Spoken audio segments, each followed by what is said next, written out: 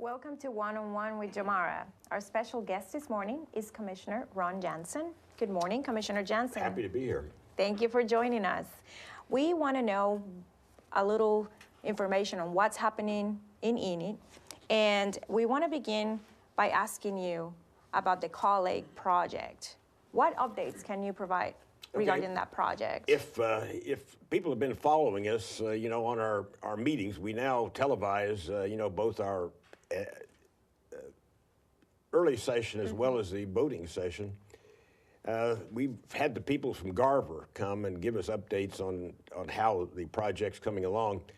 But what we've done now is we've completed phase one of the project, and we're getting ready to start phase two. Phase two is going to be really important to allow us to determine how much this project's going to actually cost and how long it's going to take to complete, because in phase two, we're going to get more specifically into the design of the project, as well as actually get some people out on the ground to deciding exactly where the pipeline is going to go and what kind of problems we're going to encounter in burying a 70-mile pipeline. Right, right. So we're still a couple of years out from actually moving any dirt, but the project is moving along well, and hopefully by the end of phase two, we'll have a pretty good idea of how much we're going to get built with the amount of money we've got to build it. Right, and if people want to know more information, I believe they can visit our City of Enid webpage. And got very good information on there. Right, and they can find out video presentations from Garver Engineering and follow up. Yeah, one thing too that I might mention, if you happen to watch our meeting the other evening, we did appoint the Sales Tax Oversight Committee. That's a part of this process, that they're going to, they're a citizen committee made up of representatives from each ward and a representative of the council and also appointed by the mayor. They're going to meet once or twice a year to oversee how the money is spent and to give the citizens some assurance that all of the money that we collect in the sales tax, the special sales tax, will go to build the pipeline. All right, all right. Well, that's really good to know. Now, what do you consider to be the biggest achievements the City Commission had accomplished in 2016? Once again, we have to fall back on the Call Lake project. This is something, actually, Enid City Commission has been talking about possibly getting water from Call Lake for probably 25 years at least. And finally, in 2016, the decision was made that this is the direction that we were going to go. And we got the sales tax election set, and it was passed by the citizens. So, Call Lake has kind of dominated everything else. We do still have a number of development projects going on. We're still in the process of getting a downtown hotel. I think some people have possibly given up on that, but we've got a developer that's very interested in building a downtown hotel. And I'm hoping that fairly early in this next year, we're going to get started on building a downtown hotel. We've got several other developments. We got some big road projects going. Willow Road's going to be widened in 2017. So a lot of things going on in the city of Enid. Yeah, there's a lot of movement, so that's really good. It is really good.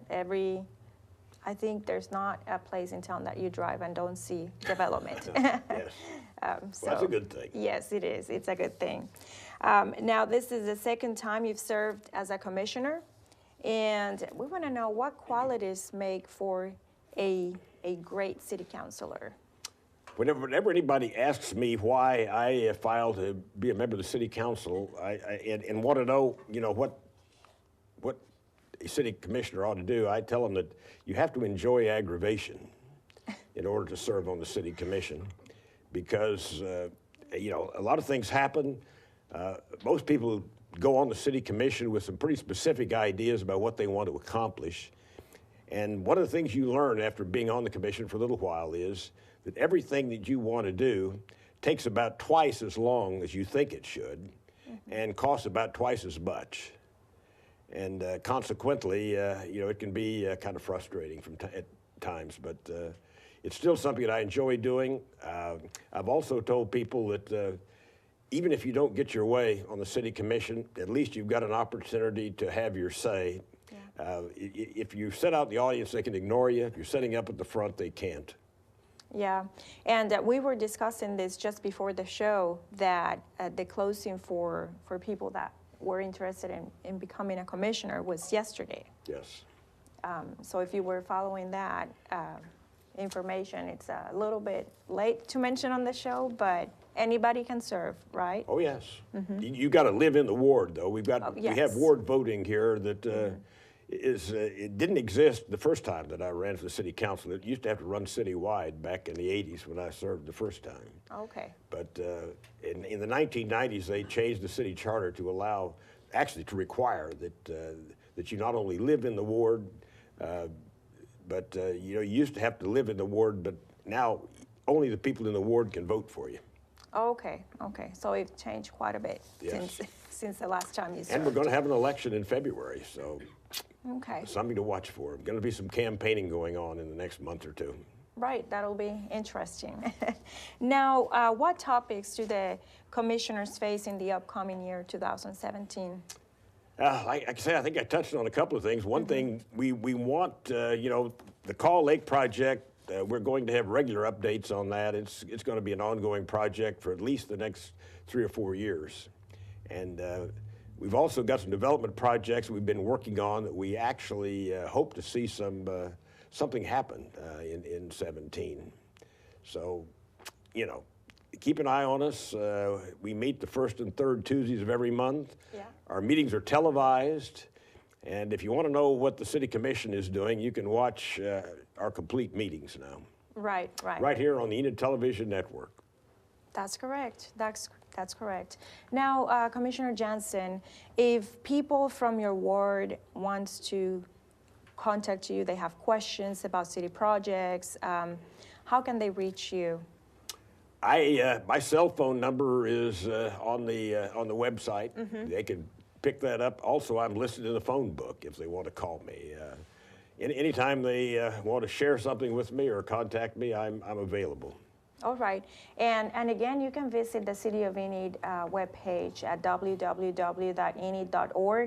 and you can find more information on what's going on in the city. You can view previous commission meetings, study sessions, and get a hold of your ward. Yes. I believe there's a ward map that you can find out exactly who you need to contact, so that's really beneficial. I want to encourage people to contact their city commissioner. I think each of the city commissioners would be delighted to get a call from you and hear what your thoughts and ideas are. So don't be reluctant to call. Worry about you might be taking somebody away from something that's more important, because as far as I'm concerned, and I think most of the commissioners, we want to know what our constituents are concerned about.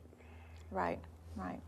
Well, Commissioner Janzen, thank you very much for taking time to meet with us this morning. We appreciate your time and your service. Thank you. Well, thank you for watching One on One with Jomara.